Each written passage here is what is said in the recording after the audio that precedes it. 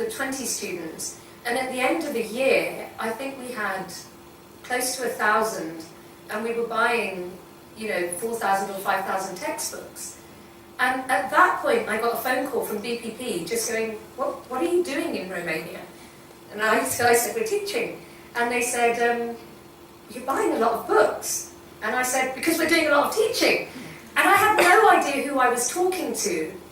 And this guy said to me, well, we'd like to come out and see what you're doing. And I was very naive at this stage. I mean, I had no idea about startups and buying companies or selling companies, nothing. I just thought this guy was interested in coming out. And I said, why are you so interested? And he said, well, we never thought there would be much demand in Romania. And I said to him, well, with all due respect, do you even know where Romania is on a map? Do you have any idea how many people are in this country? And do you have any idea how important this kind of education is to them?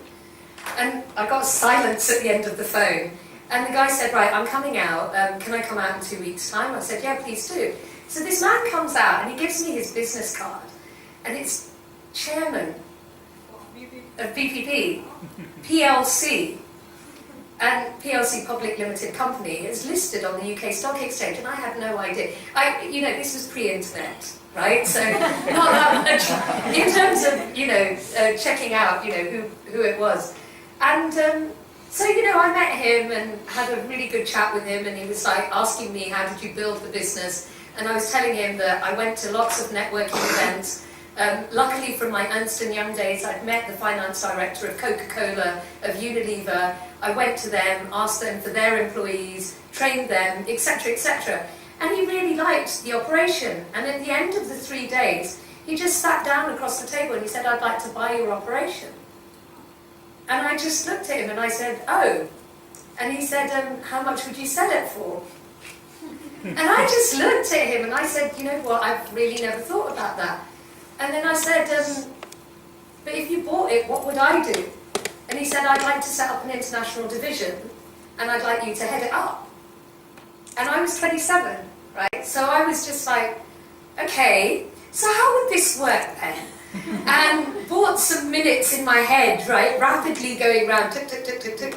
And it was a bit of a dream come true, actually. They made me a really good offer for the business. They were willing to give me equity in the new international division, and they were just basically saying, we'd like you to go and do what you've done in Romania across Eastern Europe.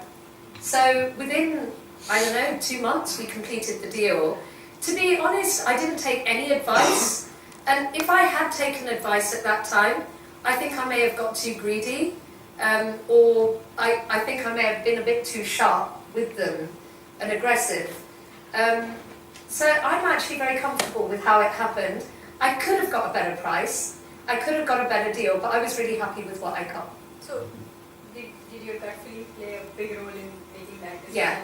Yeah, it did. Gut feeling in the kind of work you were doing. And the gut feel was about the guy who was recruiting me, the chairman of that division. I really liked him. He was so no-nonsense. He was so, I like what you've done here and here. I think you can improve this and this. You need to get rid of this person. You need to change the office like this. And I was like, okay. I was completely on the same wavelength as him. And to be honest, if it had been anyone else, I'm not sure it would have happened. So gut feel with that guy was very important. So is travel also one of your passions? It absolutely became a passion. I mean, once you start traveling, I've traveled, apart from Antarctica, I think I've been to every continent, and I've done the Inca Trail in Peru, and I've done, Byron Bay and the Great Barrier Reef in Australia. I've been to Johannesburg in South Africa, so I do love traveling. Lovely. Yeah. And then you started Get Through Guides, right? Yeah, so what happened was, actually I have to tell you about failures as well, because the biggest challenge that I think there is for entrepreneurs is you read all the success stories in the newspapers, but you don't read about the millions of failures that happen. And I think it's really important to know. So there I was on a high, because they wanted me to open this international division, and I was 27 and very excited about all of that. And then they said move to Poland. No, first of all they said move to Russia. So I went to Russia. Oh my goodness. It was like, this is back in 98.